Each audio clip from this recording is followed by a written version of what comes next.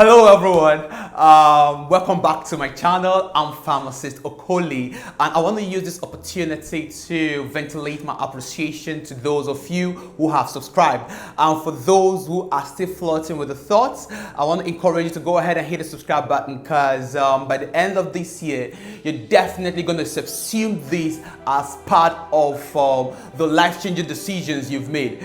Okay, without much ado, I want to address the topic of this video, which is, are black women more likely to have fibroid when compared to the whites?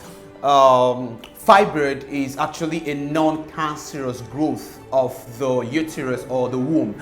And observational studies have shown that women of African descent are 2 to 3 times more likely to have fibroid when compared to the whites. Currently, the cause of this trend is largely speculative, and some of the speculations that have taken the front line include: one, that black girls tend to have early onset of menstrual flow, and early onset of menstrual flow is a huge risk factor for fibroid. And so, since a number of black girls experience their first flow quite early, that could set a stage for the possibility of having fibroid in the future. Mind you, you might be wondering, at what age is a lady or a girl said to experience an early onset? Usually, if a girl sees her first flow before the age of 12, she is said to have early onset of menstruation or early menarche. And please, a risk factor is something that increases your likelihood of having a disease or a condition. Now, secondly, another supposition that has gained so much credence is that black women are more likely to have vitamin D deficiency when compared to the white counterparts.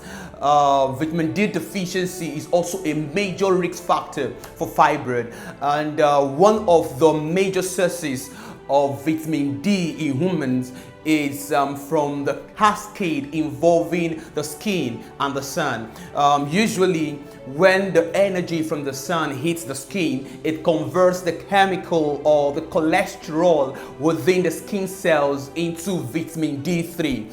Now, this vitamin D3 is taken to the liver and then to the kidney, where it is converted to its active form. And by active form, I mean the form that is readily usable by the body.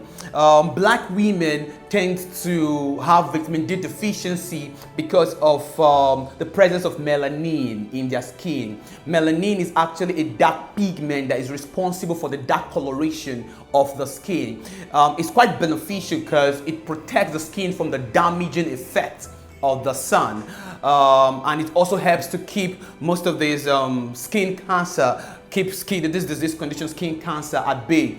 However, it also reduces the ability of the skin to absorb the sunlight energy, which is a prerequisite for the production of vitamin D.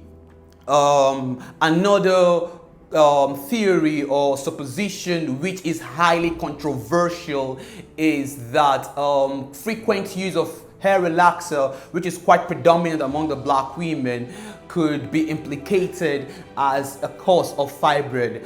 For more insight on this, I want you to click on the next video, which is going to be on the risk factors for fibroid. There are some other theories, but I think at this juncture we should make do with this. And it's also imperative we understand that apart from women, black women having more likelihood of coming down with fibroid, they tend to also experience early onset. That's to say, they tend to experience fibroid earlier, and they could sometimes experience multiple fibroids. That's to say, more than one fibroid being present within the uterus. And not only that, the size of the fibroid could be larger. It could be a lot bigger, and most times the bigger the size, it can easily lead to severe symptoms, and not just severe symptoms like pelvic pain. It could also lead to anemia, and anemia could, due to so much loss of blood, could even culminate into hospitalization and the need for a blood infusion.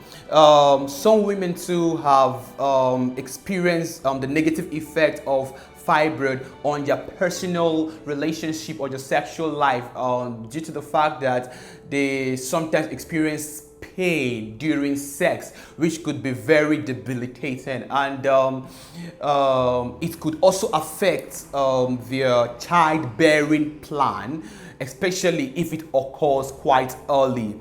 All of these things are not meant, I'm not saying all of these things to make you get worried or depressed or anxious, but it's politic that we have an understanding or an appreciation of the import of this condition known as fibroid. And thank God this is a series.